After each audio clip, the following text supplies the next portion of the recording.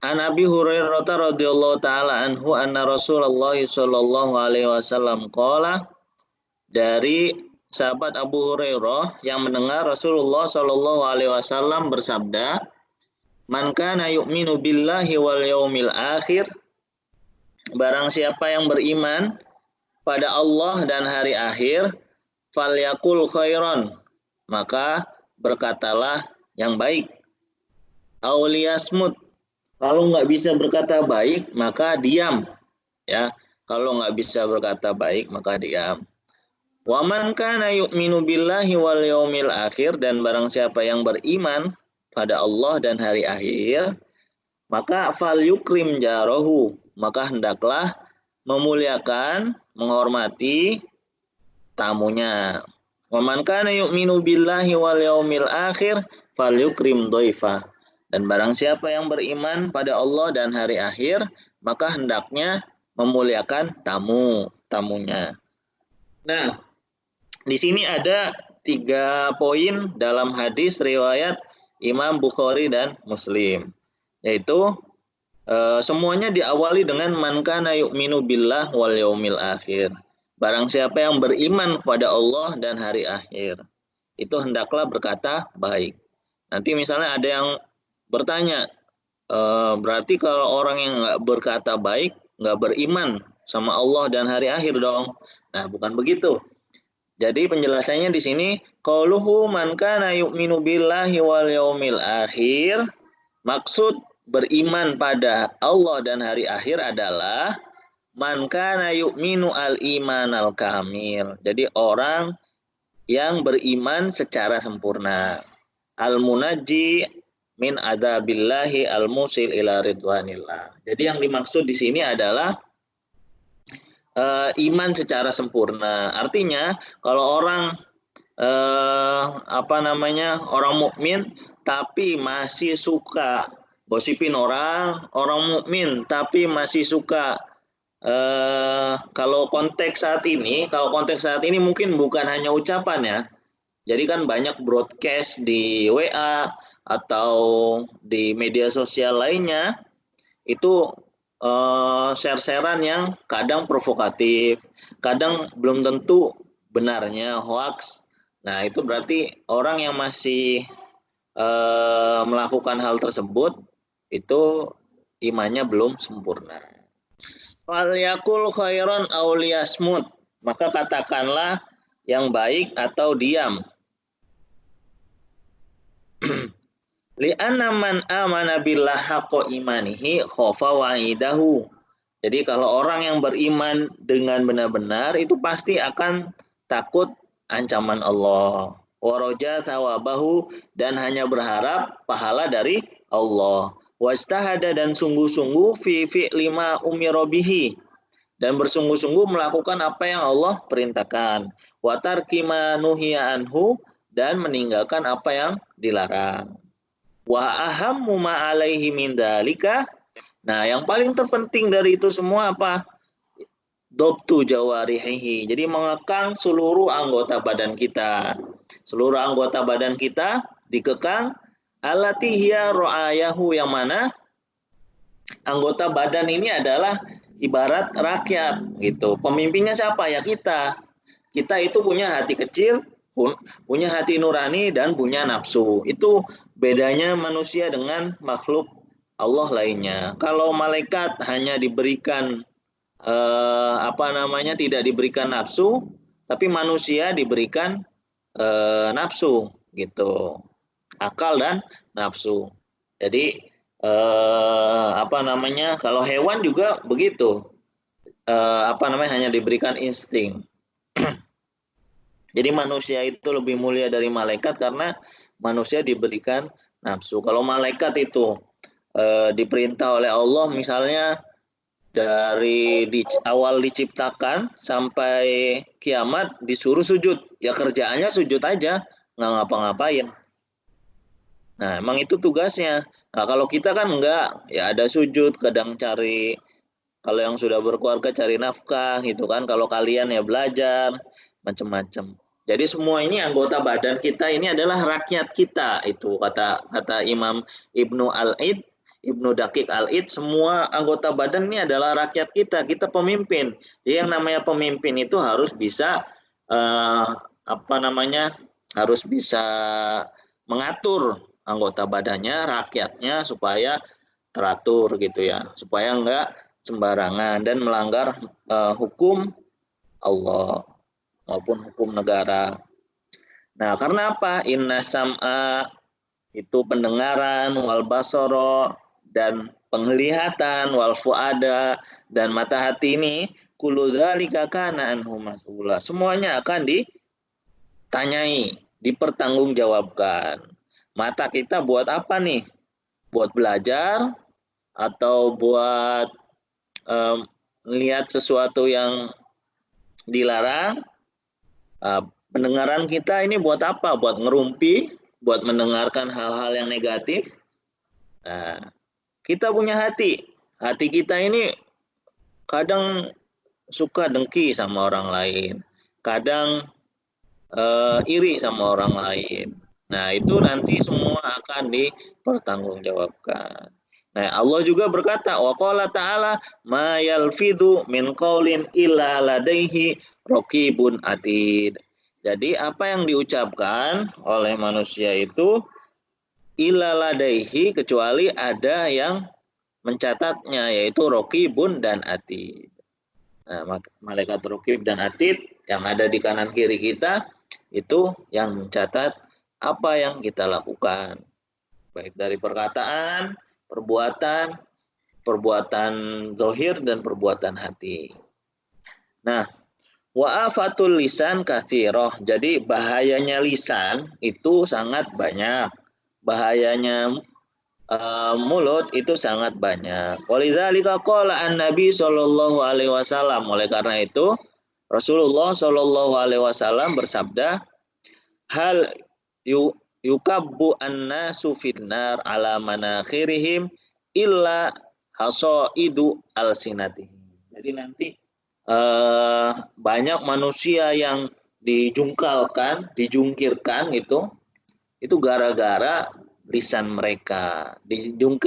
Dijungkirkan ke bawah sini aja, yang bukan misalnya kita jatuh ke bawah gitu, kena aspal aja sakit gitu. Apalagi itu neraka, api selama-lamanya kalau misalnya dia nggak beriman sama Allah. Wa qala kullu kalam ibni Adam alaihi illa dzikrullah wa amrun bima'rufin wa nahyun an munkarin. Jadi kalau kata ulama, setiap perkataan manusia itu ada pertanggungjawabannya. Illa dzikrullah, kecuali zikiran pada Allah. Kalau zikiran pada Allah dicatat sebagai amal baik, amar ma'ruf dan nahi munkar gitu. Ba'dul ulama, sebagian ulama berkata, jima'u adabil khair yatafarra min arba'ati ahadits. Jadi semua kebaikan, semua etika baik itu terkumpul dalam 4 hadis. Dzakara minha qauluhu sallallahu alaihi wasallam. Nah, di mana? Man kana yu'minu billahi wal yaumil akhir falyaqul khairan aw liyasmut. Nah, ini 4 hadis itu salah satunya adalah hadis ini. Jadi ini termasuk hadis inti dalam semua hadis yang ada, yang tertulis di kitab-kitab hadis. Wa qala ba'duhum fi makna hadza hadis, sebagian ulama mengatakan idza aradal insan ayatakalam, ketika seseorang ingin berbicara, fa in kana ma yatakallam bi khairan muhaqqaqan, kalau pembicaraannya itu berupa kebaikan yang nyata, yusabu alaihi, maka dia akan mendapatkan pahala. Nah, fal yatakalam. Jadi kalau misalnya kalau kita mau ngomong ya hati-hati, harus hati-hati. Kadang-kadang kan kita niatnya cuma bercanda tapi ada yang tersakiti gitu. Wa illa falyumsik anil kalam. Jadi kalau misalnya kita takut menyakiti orang lain, ya lebih baik kita diam. Walaupun tujuannya bercanda, kecuali sudah biasa gitu ya, sudah biasa bercanda. Sawa'un dhuharu annahu haram au makruh au mubah, pada intinya. Jadi semua apa yang kita katakan, apa yang kita ucapkan itu akan ada ininya, apa namanya, pembalasannya. Akan ada catatannya. Waqtalafal ulama. Ulama berbeda pendapat fi annahu hal yuktab alal insan jami'u ma yulfadhu bihi wa in kana mubahan. Jadi tadi kan ada ayat ma yalfidu min qaulin illa ladaihi raqibun atid. Apakah semua ucapan kita ini sekalipun yang mubah itu juga dicatat? Misalnya kita mau bilang sama, misalnya kalian bilang sama ibu, Bu, aku mau ke pasar dulu. Ah, itu kan nggak berimplikasi apa-apa itu. Bukan mengajak, bukan apa, cuman informasi, sifatnya informasi. Itu dicatat nggak sama malaikat? Nah, gitu. Nah, kalau menurut pendapatnya sahabat Ibnu Abbas, sesuatu yang dicatat itu apabila berimplikasi pada apa namanya, keburukan atau kebaikan. Misalnya saya ngajar gini nih, ini kan ngajar ini kan transfer informasi gitu kan. Transfer informasi ini dicatat sebagai amal baik mudah-mudahan gitu kan. Nah, kalau misalnya ada orang yang menyakiti hati temannya gitu, nah itu termasuk perbuatan yang dicatat sebagai amal buruk. Jadi yang itu aja yang dicatat, itu kebaikan dan keburukan. Kalau yang nggak bernilai apa-apa ya nggak dicatat. Oke, waqulu sallallahu alaihi wasallam falyukrim jarahu. Hendaklah muliakan jarohu, itu tetangga. Falyukrim doifahu, muliakan tamu, ya, muliakan tamu. Fihi ta'rifun haqqil jari wa doifi wa birruhuma. Jadi kita itu, ya, tetangga kita, terus kalau ada tamu main ke rumah kita, itu mereka punya hak untuk kita hormati, untuk kita muliakan. Jadi jangan sampai ada tetangga, ya, mau itu muslim mau non muslim, selagi mereka itu tidak menyakiti kita, ya, ya kita hormati, kita muliakan. Kalaupun mereka menyakiti kita, kita nggak boleh balas melebihi apa yang mereka lakukan. Syukur-syukur kita nggak membalasnya, itu lebih baik, gitu ya. Wahatsun ala hifdil jawari. Jadi jangan sampai sama tetangga itu, ya, tetangga tuh ukurannya berapa sih? 40 rumah. 40 rumah samping kanan kiri depan belakang, itu masih tetangga kita. Jadi itu orang-orang yang harus kita muliakan gitu. Kalau misalnya masak, ya masaknya jangan cuma kecium baunya doang sama tetangga tapi nggak dikirimin gitu, jangan sampai seperti itu. Kalau ada lebihnya ya dikirim ke tetangga. Jadi jangan sampai kita bertetangga justru malah saling bermusuhan. Waqad ausallah fi kitabihi, dalam Al-Qur'an juga Allah memerintahkan kita untuk berbuat baik pada tetangga. Nah, ini dalam hadis qudsi disebutkan mazala Jibril yusini biljar. Jibril itu selalu mewasiatkanku, ya, mewasiatkanku untuk berbuat baik pada tetangga. Hatta dzanantu annahu sayurithuhu. Jadi sampai-sampai malaikat Jibril itu apa namanya? mewarisi sifat kebaikan pada Nabi. Wadiyafah minal Islam. Jadi menjamu tamu, wadiyafah itu artinya menjamu tamu, minal Islam. Itu bagian dari ajaran Islam. Wa khuluqin nabiyyin, dan akhlaknya para nabi. Wasolihin, dan akhlaknya orang-orang soleh. Nah, ini nabi yang terkenal senang apa namanya menjamu tamu itu Nabi Ibrahim, ya. Jadi yang namanya menjamu tamu, ketika tamu datang itu nggak harus kita beliin sesuatu yang wah gitu. Kita sediakan air minum, kita sambut dengan senyum gitu ya. Siapapun yang datang ke rumah kita itu adalah tamu. Nah, cuman juga kita kalau bertamu ya yang tahu diri. Bertamu itu batasnya cuma 3 hari. Kalau 7 minggu itu bukan bertamu, numpang makan namanya. Gitu ya. Nah, waqad aujabaha ba'dul ulama wa aktsaruhum ala annaha min makarimil. Jadi menjamu tamu itu termasuk bagian akhlak yang baik. Jadi jangan berpikiran begini. Jadi di sini disebutkan waqala sahibul ifsah fi hadzal hadis minal fikhi. Ayat takidal insan, jadi manusia kita itu harus meyakini bahwa anak ikromat doif ibadah, ya, yang namanya memuliakan tamu atau menyediakan makanan, minuman seadanya itu ibadah. Layan kusuha ayudifa ghaniyan wala yughayyiruha ayuqaddima ila dhaifihi al yasir mimma indahu. Jadi orang kaya yang nggak akan jadi miskin, orang miskin yang nggak akan jadi miskin banget gitu. Nanti ada rezekinya, ya. Nanti ada rezekinya kalau kita menghormati tamu. Nggak ada juga diusahakan gitu, diusahakan ya paling nggak bikin lah air teh manis gitu kan. Fa ikramuhu, gimana caranya? Ya tadi ayusari'a ilal basyasha fi wajhihi. Jadi kalau ada tamu, tukang galon kayak apa kayak, ya misalnya kita senyum ya ala kadarnya aja ya. Jangan senyum berlebihan. Senyumnya berlebihan ntar disangkain ini apa namanya yang enggak kan. Wayuti ibu al hadis gitu. Jadi yang ngomongnya yang sopan. Wa imadu amrid diyafa. Nah, paling inti apa? Kalau misalnya bisanya cuman gitu doang, ya nggak apa-apa. Tapi kalau misalnya bisa wa imadu amrid diyafa, nah paling dasar, paling top gitu, cara melayani tamu itu adalah it'amut ta'am.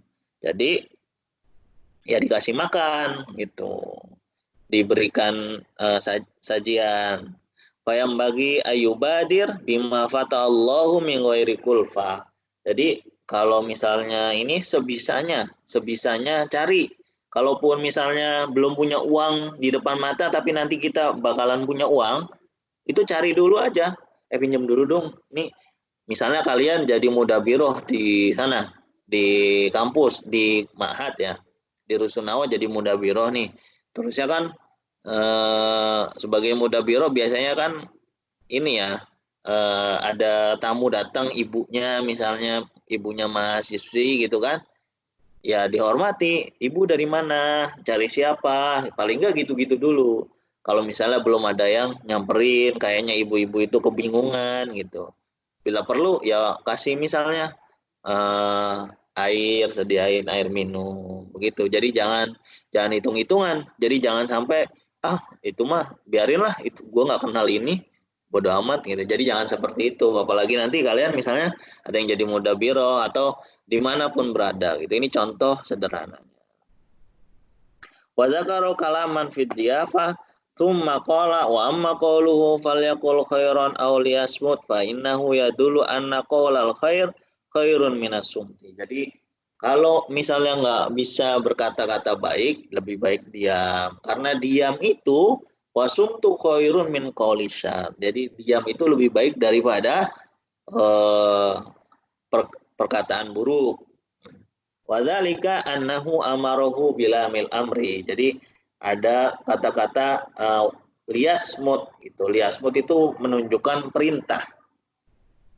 Wa bada bihi ala sumti wa min qaulil khair apa contoh perkataan baik itu apa ya menyampaikan ilmu mengajari orang lain yang membutuhkan gitu ya amar ma'ruf nahi munkar tapi di sini wal amru bil ma'rufi an ilmin jadi amar ma'rufnya juga harus punya ilmu inkarul munkar an ilmi jadi mencegah hal yang mungkar itu harus punya ilmu. Artinya gini, jadi kan kadang ada orang yang menurut ulama yang namanya amar ma'ruf nahi mungkar ya itu sebenarnya otoritas pemerintah ya otoritas pemerintah. Ulama ini nggak hanya menyampaikan.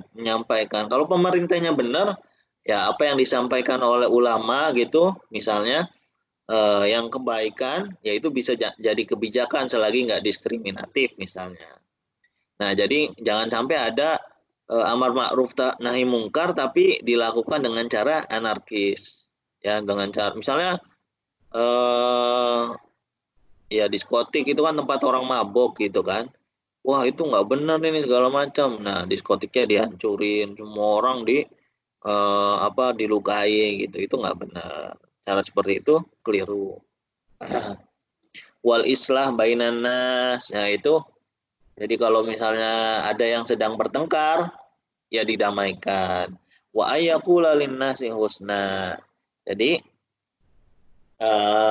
bicara yang baik-baik. Wa min afdolil kalimatu haqqin indama yukhafu yurja fi sabat wa sadad. Jadi paling baik-baiknya kata itu kalimatu haqqin, kalimat yang jujur, kalimat yang benar. Indaman yakhaf. Jadi kalimat jujur dan dalam keadaan apapun. Tapi nanti ada boleh kita berkata tidak jujur, boleh kita berkata tidak sebenarnya ketika misalnya untuk mendamaikan. Nah, itu ada. Kalau mau baca lengkapnya ada nanti di Bincang Syariah ya. Nanti cari aja dengan kata kunci misalnya bohong yang diperbolehkan. Itu ada juga bohong yang diperbolehkan. Jadi kalau kita nggak ngaji kan nggak tahu bohong apa aja yang diperbolehkan. Untuk mendamaikan suami istri, kalau dengan cara berbohong misalnya itu jadi bersatu, itu nggak masalah. Tapi ya nggak semuanya bohong ya, nggak semuanya bohong diperbolehkan.